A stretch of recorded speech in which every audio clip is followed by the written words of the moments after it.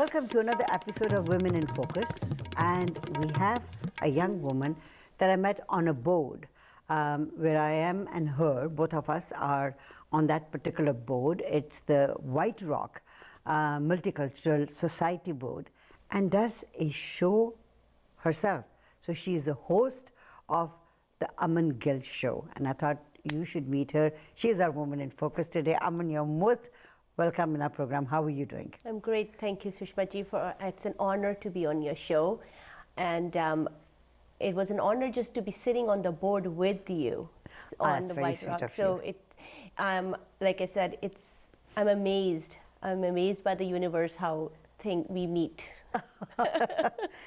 Now, the board that we're sitting on, it's last time that I talked to Judy, she's also on the same board. So we're trying to do something for White Rock community. Do you live in White Rock? No, I live in Abbotsford. Okay. But our office, I work with the financial institution, and our office is in White Rock. Oh, I see. So that's how I get involved in White Rock. That's right. Because of my workplace. Okay. So now, financial institution involved in volunteer work, plus you have your own, is it a TV show? Is it a... it was on TV on Shaw Multicultural, but because of the COVID, I switched over just to be on YouTube, and I have my own website, amangill.com. Okay. And I do a lot of Instagram on Aman Gill Show, if you want to follow at Aman Gill Show. Something came, my show was not in my, goal planning of my life, right? But it just came out to be because of my life story and my work and what I have been through, everything. So it just kind of gave me that opportunity, and somebody did ask me if you want to have a show. So it just happened. So, certain things you do not plan, you have to go with the flow. And I always say, the universe has a bigger plan for you than you think. So I do not want to mess with that. So that's how it came to the Aman Gill show.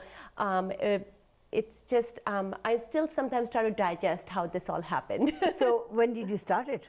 It was 2019, just before COVID. And I will tell you, this was, with the volunteer work, if you're just a little bit about me, who I am, I was born and raised in India. Oh. And I came to Canada when I was 16, and that's because I was orphaned. My dad was a police officer back home, and he lost his life on duty, a very senior police officer, and my mom had breast cancer. So after they both passed away, my family, they sponsored us here to give us, because I had nobody back home. My grandmother was very old, so my dad's side of the family was here. It was not something I, you wanted to do, or wanted to, because I was too young, and I kind of went with the flow, whatever the family decisions were there.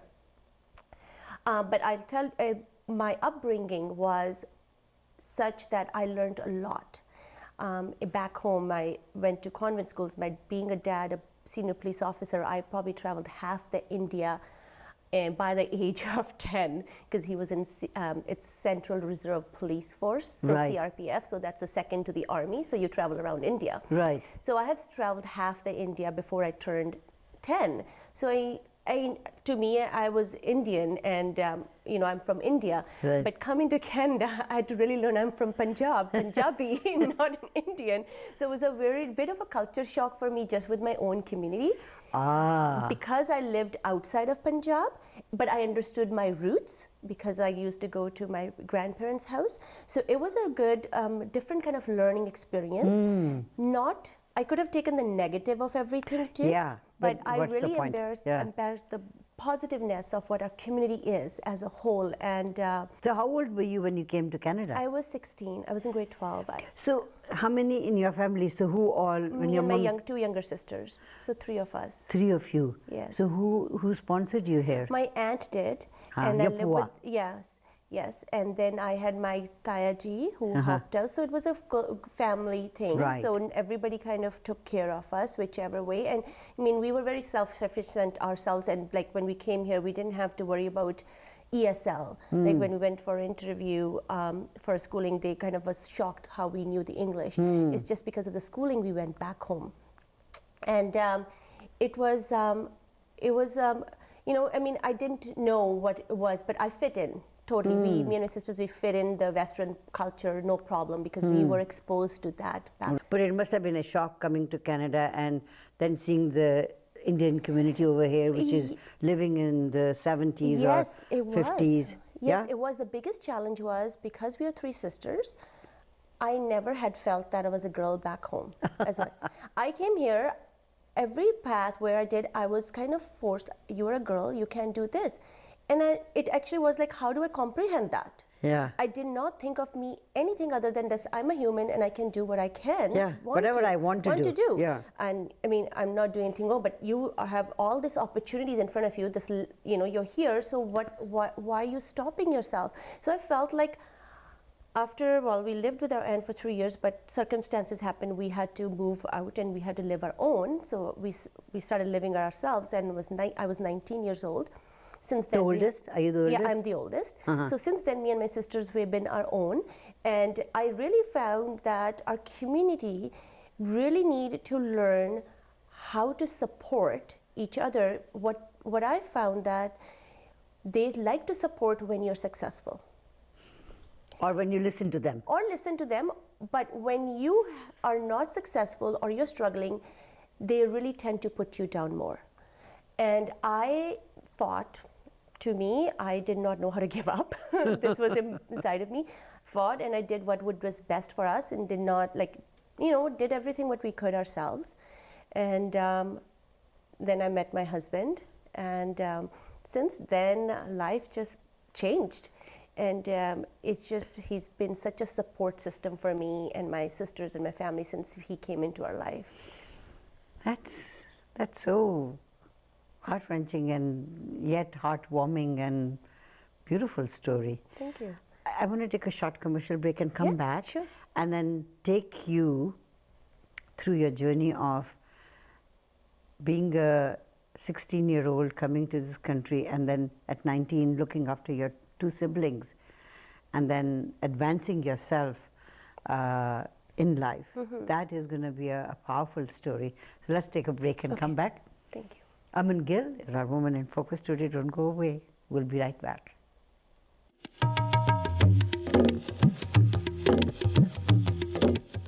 Welcome back to Women in Focus. Aman Gill is our Woman in Focus today. So Aman, at age 19, you started looking after, I guess you were looking after your sisters because they're both younger to you. Yes. Ever since they were born, right? Yes. And living in a foreign country, looking after them. You put yourself through school, college? Yep, I did. I wouldn't say I looked after my sisters. I think we all three looked after each other. So what is the age difference? I'm the oldest, so I was 19. My younger sister at that time was 17, and our youngest was 13. Okay, so very close in age. Very close. And we all had our own different struggles. Yeah. Right? Being the oldest, I had different struggles. The middle and the youngest had her own struggles.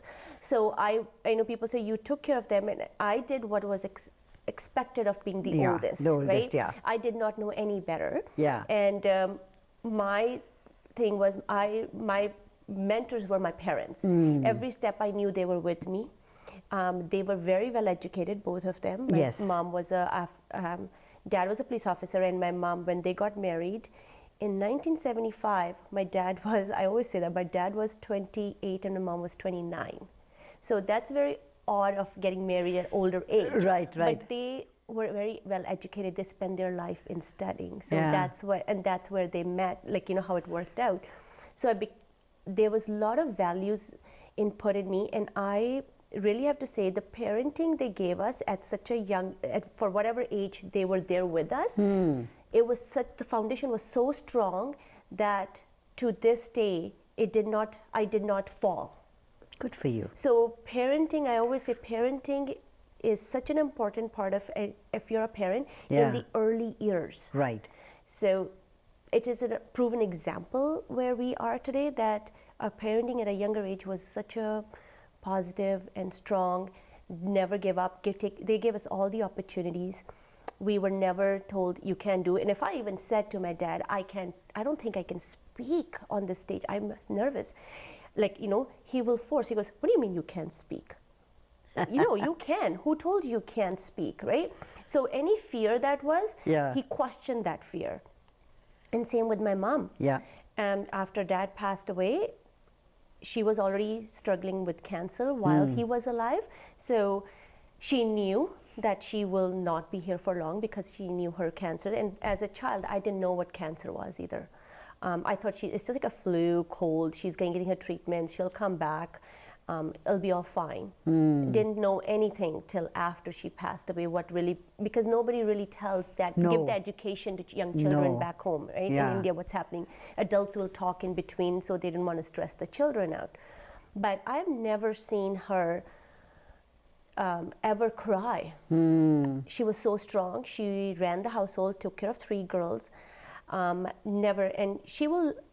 What was the best about her, that she would laugh at her own self. She'll be like, you know how we say, oh, just I'm having a bad hair day, right? Right. Yeah. So she will make jokes of her own sickness too, right? So everybody can. So that's where her personality was. Right. So she was a very strong woman role model in my life. Fantastic. You know, I mean, I can understand that, because mothers and daughters have a special bond, and sometimes you just don't want to be, you know, you hate your mom, but you know. Oh, I was not an easy child. You know, I so know yeah, that. exactly. I was not an easy child for my mom. I was. She knew that. Yeah. I was rebellious and I was a little tomboy. She knew that, but she had so much faith in me, like, you know, that way, that she knew that, oh, she'll be fine. Yeah. Like, she never worried that way. So as a young child, what did your parents want you to be? I mean, did you want to be a police officer? Yes. You did? Yes. I thought so. I thought so. Well, of course, it was in my blood, and I wanted to be a police officer. But when I came to Canada, and I wanted to be a police officer, looking into that field, it was funny. I mean, everything happens for a reason. I was kind of discouraged at that time by our community. You're right. That it's not for the women, it's not the girls, it's not like how it's in India if you're a senior police officer. Like, if I was in India, I would have, because my dad passed away in 1988, and there was so much happening back home in Punjab, that the government rules one child or family member will have the right to write the exam. You know, you right. can go. So you could have. I could have, and I did have a lot of mentors. My dad's senior colleagues, like Rajdeep Gill, he's retired DGP of Punjab, and he has been my mentor. He's been my father. He is to this day, I call him whenever I need for any guidance. He took us as his nieces. Even after my dad passed away, I always say I end up having 3 fathers. Right. One was my dad's one friend, colleague. Then was my Tayaji. Right. And third was, he just passed away a couple of weeks ago, my dad's best friend from childhood, who took care of everything with Jagar Singh. I mean, these 3 men stepped up and really took care of 3 of us, whichever way they could. So I was very blessed that way, that I had good family members around me, and good people, friends, my dad's. And that's why I believe in friendship a lot, because when you build good friendships, sometimes over family, they come in more handy. Oh, no doubt in that. Yeah. And I mean, so it's parenting and becoming a police officer. So, and you know, I kind of put that to rest. Yeah. Went into the banking. So I did different positions, and, you know, worked with financial institution. And when I got married. And how did you meet your husband? Okay, so is this arranged? Oh, I don't know if it's arranged, or you can say introduced. Not even introduced. Okay, so I always say it's meant to be. It's like a God had a plan. I honestly look back, and it's like a movie story. Yeah. You know, you watch the movie stories. I'm in India. Somebody's in Fort St. John. That's my husband right there. In '94, I moved to Canada, and he moved from Fort St. John to Abbotsford. Like, you know, we met at a party. And I didn't realize he ended up going to India. He's very successful in Abbotsford. But we both actually are very involved in the community in Abbotsford. Yes. And at that time, he was the president of Indo-Canadian Business Association, and I think he was only 22. So I think through UFV, University of Fraser Valley, or I'm not sure if it was one of the high schools, they took a boys' basketball team to India. So he went back to India. Yeah, so they took the team to India, and they and my godfather my dad's best friend Rajdeep uncle, he was the president of Indian basketball team. So he's been the president for almost 10 years. And so they hosted the basketball tournament in Punjab, in police, and that's where my husband ended up meeting him. And my uncle loves to travel, and he has traveled half the world. He has family everywhere. So he asked, where are you from? And then, of course, he has his albums, and they started talking. And then he saw my cousin's picture, my Puaji's son, and he goes, I know this guy. Yeah. My best friend's sister is married to him. Right. And then, of course, he started telling out how they know, and that's us three. So I didn't know. He knew everything about me. He had seen me everything. And the next day when he came to Canada, he had to go to his best friend's fundraiser. And of course, I was there supporting him. And we met them, and he just landed. And I did not know who he is, anything, but I'm just who I am. Talked to him, and he said, I know, I've just met your uncle. And my mind was like, who are you? I know my uncle very well. So yeah, from there it started, and so I did not know what I was going to do, but I just knew I had to educate myself. That was one thing, I knew that. So from there, I mean, I ended up meeting my husband, and then not looking back, and we ended up getting married within a year. Good. Let's take a short break and come back and see how did that happen and what's happening to your family right now. Sure. Aman Gill is our Woman in Focus today. Don't go away. We'll be right back.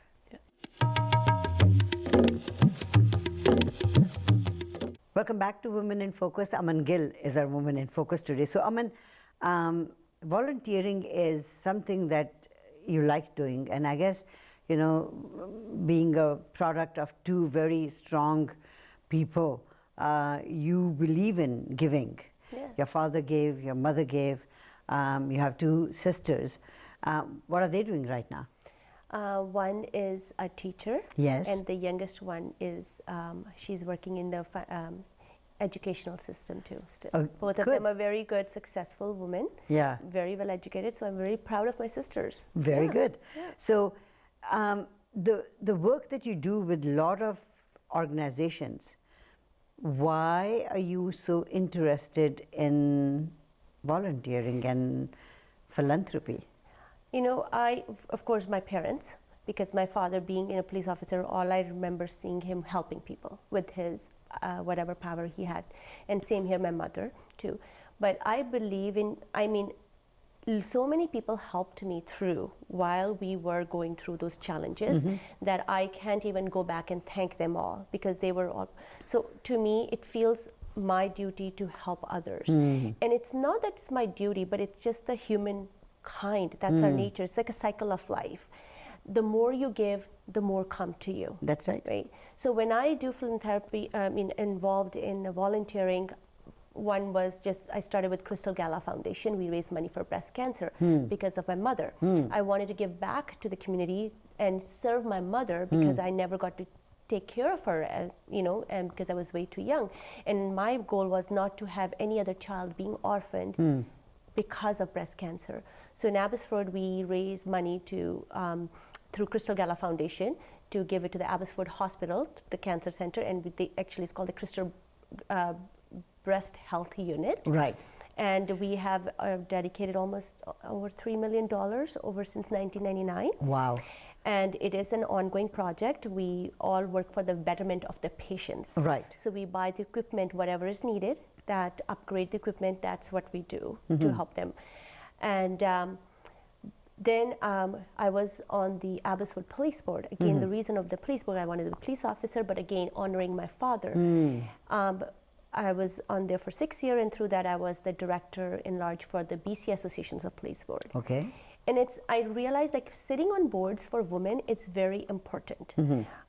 We do not realize that our work that we do behind the scene and how much it brings. That's very important. It's very important. Yeah. Yes, it's a volunteer work, but the work you're doing is actually helping the community at large. Right. You're not just helping one person. So I really truly enjoyed my work and understood how the police departments work and what the work happens behind the scenes, and the financing, the funding, the city. It's a lot of things that go behind and our behind the scenes. Yeah. So if you're not a police officer, you're a police officer even off duty. I had so much respect for police officers for that very reason, because it's just not that they're going to the crime scene, but they're actually putting on different hats on.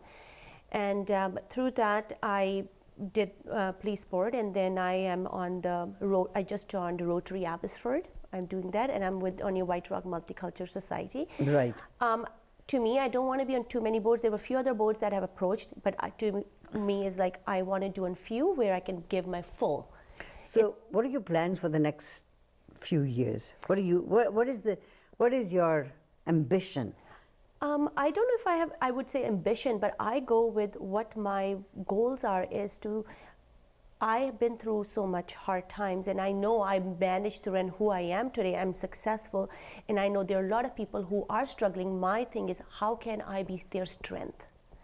Very nice. So your show, we never talked about your show, just in 1 minute. Yeah. What all do you do in your show? I bring in diverse people in my show, and I talk about Fantastic. businesswomen, anything where I can their life stories, they struggled, and how they became who are they today. Because I really like to focus on the struggles they went through to be who they're successful That's today. right. Because everybody see the success, but nobody realize what that person went through. Right. So it's a different demographic, bringing the community. It's local heroes, and again, women who are in business, who are focused in business and how they're doing. It's just collaboration of everything. Just That's nice. inspiring. It's all about inspiring That's and not good. giving up. So, being married, do you have any children? Yes, I have two beautiful children. I have a son and a daughter. Daughter is 16 and my son is 14. 16? Yeah. You don't look like a mother of a 16-year-old. No, I do. And I mean, thank you. And she wanted to come here with me, but she had a little bit of work to do, homework, and so I didn't tell her. I'm like, no, you got to finish your homework.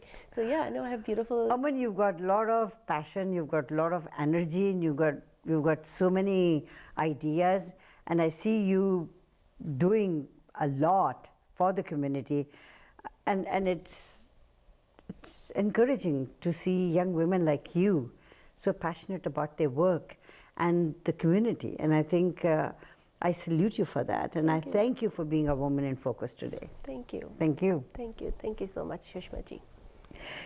Aman Gill has been our Woman in Focus today. Don't go away. We'll be right back.